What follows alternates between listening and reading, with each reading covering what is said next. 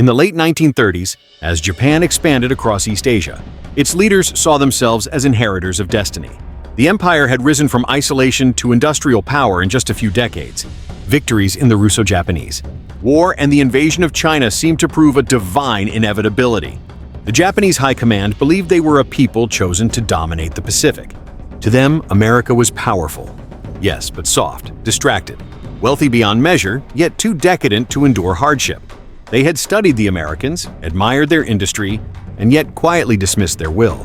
In the corridors of the Imperial General Headquarters in Tokyo, plans whispered between admirals and generals took on a single objective: strike first, strike hard, and break the will of the United States before it could respond. For men like Admiral Isoroku Yamamoto, the path was clear: destroy the Pacific Fleet at Pearl Harbor, cripple America's ability to fight, and negotiate from a position of strength.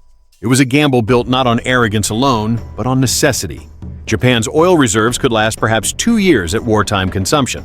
The nation depended on imported resources from territories dominated by Western powers. Expansion was survival, but so was illusion. In the early hours of December 7, 1941, Japanese planes roared over Oahu, their torpedoes slicing through the harbor's calm.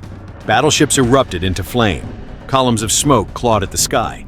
The news electrified Tokyo. Ministers bowed before the emperor, declaring the operation a divine success.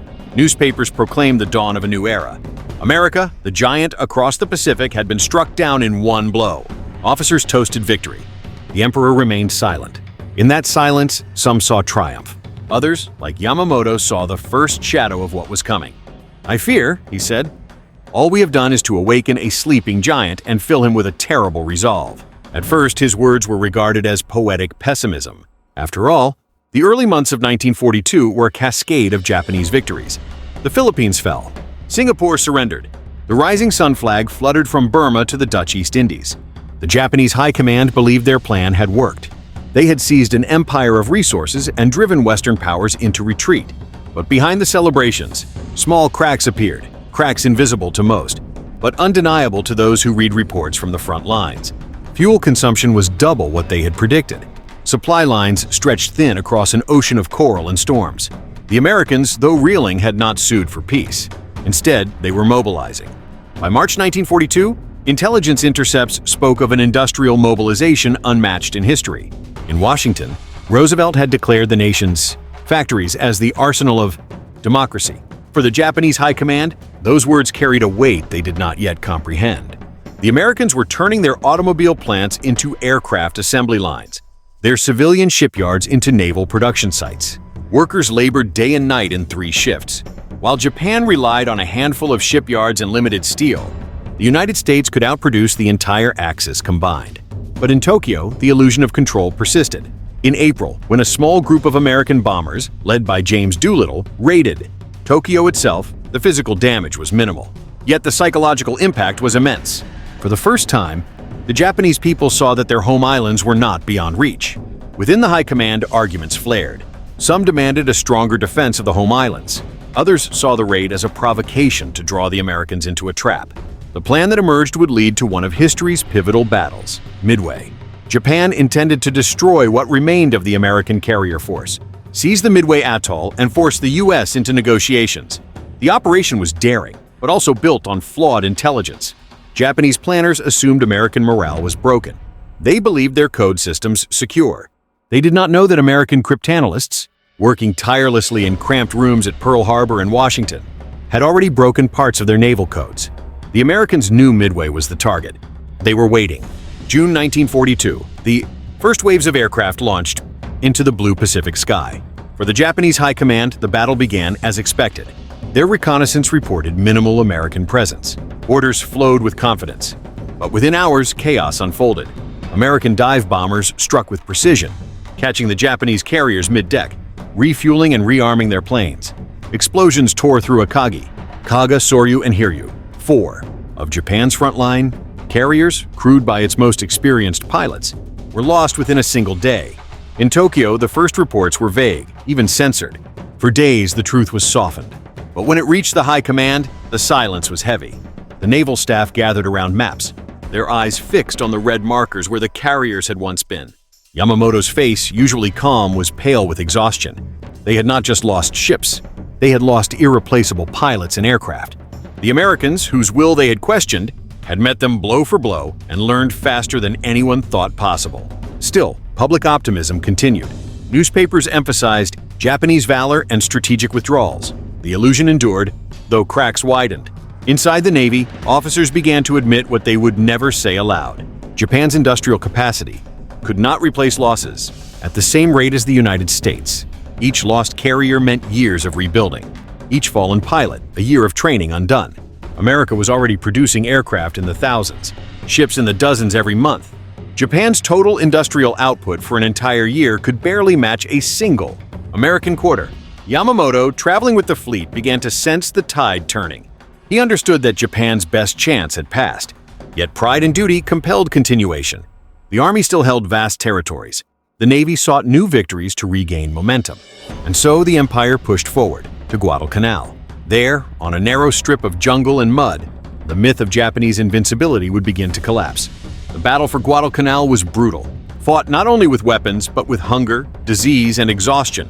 Japanese troops, once believed invincible, found themselves cut off, undersupplied, and bombarded relentlessly. American forces, though initially unprepared, dug in, supported by a constant stream of supplies from an industrial base that never seemed to tire. Night after night, Japanese destroyers, the Tokyo Express, raced through dangerous waters to deliver food and ammunition. Many never returned. The Americans simply replaced their losses. Japan could not. By early 1943, reports from the front reached Tokyo. Entire units wiped out. Ammunition shortages, malnutrition among the troops. The High Command argued over whether to reinforce or retreat. Pride clashed with pragmatism. Some insisted that honor demanded no retreat. Others warned that continuing the fight would only waste the men still loyal to the emperor. In the end, they withdrew, secretly, quietly, calling it a strategic realignment. But among senior officers, the truth was evident. For the first time, Japan had been forced from an occupied territory it could not hold. In that moment, in the hushed corridors of Tokyo's war offices, some began to understand what Yamamoto had feared all along. America was not just a nation of soldiers, it was a nation of builders. Their factories were the real weapons, their workforce the true army. Japan's brilliant, tactics and courageous soldiers could not outweigh an enemy that could produce endlessly. Still, the leadership pressed forward. Pride demanded it. The emperor's subjects could not be seen to waver. But in the inner diaries of officers, entries, never meant for public eyes, one finds a recurring phrase: "We have awakened something beyond comprehension." That awakening had only begun. The real measure of American power was still unfolding, across shipyards, glowing through the night, across laboratories turning theory into weaponry, across farms and railways that fed a global war. The Japanese High Command was beginning to see that they had not struck a sleeping giant. They had struck a nation whose strength multiplied under pressure, whose unity grew in adversity, and whose vast potential had only just begun to move. And by the time they realized what that meant, it was already too late. By the beginning of 1943, the corridors of the Imperial General Headquarters in Tokyo echoed with forced optimism. Maps still showed vast territories under the rising sun: Burma, the Philippines, the Dutch East Indies, a wide arc of islands stretching toward Australia, but beneath the red ink of conquest, the numbers told a darker truth. Japan's supply convoys were shrinking. Its oil reserves were dwindling. Its shipyards were falling behind. The empire had reached its largest extent, and like a wave it had crested. Now the pull of gravity began to drag it back. At first, the High Command refused to see it as decline. Reports from Guadalcanal were rewritten before reaching the emperor. Losses were minimized, retreats described as tactical adjustments. The Japanese Navy, once the pride of the empire, was slowly being bled dry, not by one grand battle, but by the slow grinding mechanics of American production. Each engagement cost Japan ships and planes it could not replace. While America's fleets seemed to multiply without pause, Admiral Yamamoto continued to travel with his forces, pushing morale where reason faltered. He still believed in fighting with precision, striking hard where the Americans were weak. But even he could not ignore the numbers. He requested reinforcements, additional fuel, and more aircraft to counter the growing waves of U.S. carriers sweeping across the Pacific. Tokyo responded with promises and empty assurances. By April 1943, Yamamoto was dead, ambushed by Americans, fighters who had intercepted his flight schedule through broken Japanese codes. His death shook the high command to its core. It was not just the loss of a leader. It was proof that the Americans now heard even their whispers. In the months that followed, the Japanese Navy's confidence began to fray. American submarines prowled the sea lanes, sinking tankers and transport ships with ruthless efficiency. Each merchant ship that slipped beneath the waves strangled Japan's ability to fuel its war machine. The once proud Navy, built for decisive fleet engagements, found itself fighting an invisible enemy it could neither locate nor stop. Meanwhile, in Washington and San Francisco, American shipyards thundered with the sound of hammers and engines. The Liberty ships rolled out one after another, functional, unglamorous but unstoppable. In Japan, shipwrights built by hand. In America, they built by assembly line. The result was a flood the Japanese could not comprehend. By late 1943, the United States was launching more tonnage in a month than Japan could in a year. At the front, this imbalance became impossible to ignore. In the Solomon Islands, in the Bismarck Sea, and later in New Guinea, Japanese soldiers fought with bravery that bordered on the suicidal. But courage could not fuel aircraft or replace burned-out engines. For every American plane shot down, 2 more appeared the next week. For every Japanese destroyer sunk, the U.S. commissioned 3 new ones. The empire was fighting against arithmetic itself. As American bombers and carrier fleets began to edge closer to the Marianas, the Japanese High Command finally called a series of emergency meetings. The minutes from those sessions, recovered after the war, are haunting. Generals and admirals argued not about victory, but about how to manage inevitable defeat without losing honor. Some believed that inflicting unbearable casualties on the Americans might force a negotiated peace. Others argued for a defensive war of attrition, fortifying every island until invasion became too costly. But deep down, most knew the truth. They were running out of everything: ships, steel, oil, time, and men. By mid-1944, that truth was laid bare at the Battle of the Philippine Sea. The Japanese had gathered what remained of their carrier strength for one final effort to halt the American advance. They called it the decisive battle, believing that divine spirit and superior tactics could overcome material inferiority. But as the battle unfolded, it became a slaughter. American radar-guided fighters tore through waves of Japanese planes, the sky filled with burning trails and falling wreckage. The Americans would call it the Great Marianas Turkey Shoot.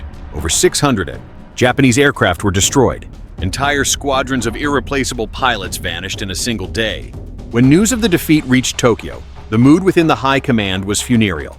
Admiral Toyota and General Tojo faced grim arithmetic. The empire had no more experienced airmen to send. The war had become a downward spiral, a slow-motion collapse disguised by ritual and rhetoric. Tojo's cabinet fell soon after, replaced by men who could offer no new miracle. Then came the Battle of Leyte Gulf, the largest naval battle in human history. Japan's navy, battered and desperate, launched its last great offensive. It was an operation of staggering bravery and futility. The plan hinged on luring the American fleet into a trap, splitting their forces and striking their vulnerable transports. For a brief moment, it nearly succeeded. Japanese cruisers and battleships broke through, threatening to annihilate the American landing force. But hesitation, confusion, and the sheer unpredictability of the fight cost them the moment. American aircraft, again launched in overwhelming numbers, turned the tide. The Japanese lost 4 more carriers, 3 battleships, 10 cruisers, and dozens of destroyers. In Tokyo, the silence afterward was not of denial, it was of realization. The Navy no longer existed as a meaningful force. The Empire's ocean shield had been shattered. What remained were the islands themselves, each one now a fortress waiting to be besieged. The High Command began to debate the unthinkable. Some officers, particularly within the Army, demanded preparation for a final homeland defense. They envisioned every citizen armed with bamboo spears, every beach a battlefield. Others, more pragmatic, more weary, understood what the Americans were building: a logistical juggernaut capable of delivering death across oceans. America's war machine had evolved into something beyond comprehension. It wasn't just industry anymore. It was systematized warfare, a fusion of science, mass production, and global logistics. In the skies, new aircraft appeared, faster, deadlier, mass-produced in numbers Japan couldn't hope to match. The B-29 Superfortress, a flying giant with the range to reach the home islands, began to bomb the Japanese heartland itself. Tokyo burned under waves of incendiaries. Its wooden neighborhoods turned to ash. The High Command ordered citizens to dig fire breaks, but no defense could stop the rain of destruction. Each night, the glow of fires could be seen from miles away. For the first time, Japan's leaders had to face their own powerlessness. Yet even then, surrender was unthinkable. The Bushido spirit, the ideal of honorable resistance, held firm. Many officers still believed that dying gloriously was preferable to living in shame. The Americans, they insisted, would lose their will before Japan lost its soul. But the facts defied them. The Americans did not break. They intensified. Their production, their logistics, their morale, everything pointed upward while Japan spiraled down. In late 1944, as American forces reclaimed the Philippines, the Japanese High Command made a fateful decision. If they could not match American numbers, they would weaponize death itself. The first kamikaze units were formed, pilots willing to crash their planes into enemy ships. It was not madness, it was desperation refined into doctrine. To many within the High Command, this was the ultimate expression of loyalty. To others, it was proof that rational strategy had ended. They could no longer win. They could only die impressively. Reports from the front described the horror with mixed pride and despair. The attacks inflicted real damage. Hundreds of ships hit. Thousands of sailors killed, but it was not enough. For every carrier struck, another replaced it within weeks. American shipyards simply absorbed the loss and continued forward. What the Japanese leadership did not fully grasp until too late was that America's strength was not just in its factories, it was in its flexibility. Each setback made it smarter, faster, more efficient. By the spring of 1945, Japan's empire was in ruins. The Allies had seized Iwo Jima, then Okinawa, after months of bloodshed. The Japanese soldiers fought to the last man, but the pattern was unmistakable. Every island lost brought the war closer to home. The High Command received casualty reports in the hundreds of thousands. The Emperor's aides began to plead quietly for a way out. The military, still proud, still bound by oaths of loyalty, argued for one last battle on Japanese soil. Yet even as they prepared for that final fight, they could no longer hide from the truth. The Americans had become what Yamamoto had feared in 1941, a giant fully awake, with power that no empire could rival. Their carriers filled the seas. Their bombers owned the skies. Their factories worked without pause.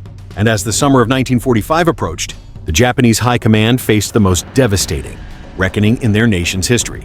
They had thought they understood war. They had thought spirit could defeat steel. But now, as the Americans drew within sight of their homeland, they began to understand something far more terrifying. American power was not merely physical. It was systemic, adaptive, relentless, and, above all, indifferent to fatigue. It was a force that transformed loss into fuel and setback into strategy. The High Command no longer asked whether Japan could win. They asked how Japan could survive. The summer of 1945 was a season of ash and silence in Tokyo. The city no longer resembled the proud capital of an empire. Its neighborhoods had been flattened by wave after wave of incendiary bombing, leaving nothing but skeletal chimneys and melted iron. The air carried the faint scent of burned wood, oil, and despair. Yet within the underground chambers of the Imperial General Headquarters, the war went on. Maps still covered the walls, though the red lines marking occupied territories had vanished one by one. Each week brought new defeats, new reports of American landings, new appeals for the impossible. By July, Japan's empire existed mostly on paper. The once proud combined fleet was now scattered wreckage across the Pacific floor. The nation's merchant ships had been nearly annihilated by American submarines, cutting off food, fuel, and raw materials. Civilians starved while the military hoarded what little remained. The generals and admirals still argued, some clinging to pride, others finally admitting what was obvious. They were out of time. In the shadowed meeting rooms of Tokyo, the tone of discussion shifted. Where once they spoke of victory and honor, now they spoke of survival and continuity. The Emperor's advisors began to press for peace, but the High Command remained divided. The army's leaders argued that surrender would dishonor centuries of Japanese spirit. They believed the Americans would demand unconditional humiliation, perhaps even the destruction of the imperial institution itself. Others, especially within the Navy, recognized that the alternative was national extinction. The Americans had taken Okinawa at a terrible cost, more than 12,000 dead on their side, and well over 100,000 Japanese soldiers and civilians. To the High Command, the numbers were staggering. But what terrified them most was not the losses. It was America's response. Even after such casualties, the United States showed no sign of slowing down. In fact, its invasion fleets were larger than ever. Millions of tons of supplies, tanks, and landing craft gathered in the Pacific, preparing for Operation Downfall, the invasion of Japan itself. The Japanese War Council knew that if those armies landed, Japan would cease to exist as a nation. Yet still, the army clung to the ideal of the decisive homeland battle. Their plan, Operation Ketsugo, called for every citizen to fight to the death. Women and children were trained to wield bamboo spears. Schoolboys drilled with wooden rifles. The High Command told itself that such sacrifice might shock the Americans into negotiation. But deep down, many of its senior members knew it was a fantasy. They had seen too many examples already: Saipan, Iwo Jima, Okinawa. The Americans did not turn back. They advanced relentlessly. Within the ruins of Tokyo, one could sense a grim awareness settling over the decision-makers. They no longer doubted the enemy's will or courage. What they struggled to comprehend was the scale of America's transformation. In just 3.5 years, the United States had built the most powerful military machine in history. Its Navy numbered thousands of vessels, its Air Force tens of thousands of planes. Its production lines continued to hum day and night, as though war itself had become a permanent rhythm of American life. The Japanese High Command began to realize that they were not fighting men alone. They were fighting a system. Every time Japan inflicted a loss, America replaced it, improved it, multiplied it. The Japanese had believed in the superiority of spirit over matter, but now they saw that American spirit had fused with material power in a way the world had never witnessed. In early August 1945, that realization took physical form. On August 6th, a single American B-29 named Enola Gay flew over Hiroshima. At 8:15 a.m., it dropped a weapon unlike any before. A white flash lit the morning, followed by a rolling column of fire and ash. In an instant, an entire city vanished. Tens of thousands died within minutes. The blast left a crater of destruction that stunned even the physicists who had built it. When news reached Tokyo, disbelief reigned. Many in the High Command thought it was an exaggeration or propaganda. But within hours, reconnaissance planes confirmed the truth. Hiroshima had ceased to exist. The Americans had unleashed something beyond comprehension. Even then, some officers argued that it was a single-use weapon, perhaps too complex to repeat. 3 days later, Nagasaki vanished. And then, on August 9th, the Soviet Union declared war on Japan. Red Army forces poured into Manchuria, overwhelming the Kwantung Army, once the pride of the empire. Within days, Japan's last illusion of geopolitical balance collapsed. Surrounded, starving, and shattered, the High Command faced the end. That night, in an emergency meeting of the Supreme War Council, the arguments were fierce. The Army's representatives demanded continued resistance, insisting that a few decisive battles on home soil could extract better peace terms. The Navy and the Emperor's civilian advisors argued that further resistance would only bring annihilation. Voices rose, fists slammed against the table. And at one point, one general shouted, "Would you have us see the entire nation perish?" At last, the voice of Emperor Hirohito broke the deadlock. Calm but firm, he told his commanders that the suffering of his people had gone too far. The war situation has developed not necessarily to Japan's advantage, he said, and the general trends of the world are not favorable to us. He commanded them to accept the Allied terms. For many officers, it was the first time they had ever heard the Emperor speak directly in such a way. For the High Command, it was not just a royal order, it was a revelation. The divine leader whom they had sworn to protect now demanded peace. In the hours that followed, Tokyo's most powerful men sat in silence, staring at the table. They had believed their nation could outlast anything, that spirit and sacrifice could triumph over steel. But now they saw that they had misunderstood the nature of modern power. America's strength was not born of arrogance nor of cruelty. It was born of organization, science, and an almost inexhaustible ability to adapt. The Japanese High Command's private diaries after the war reflect this dawning understanding.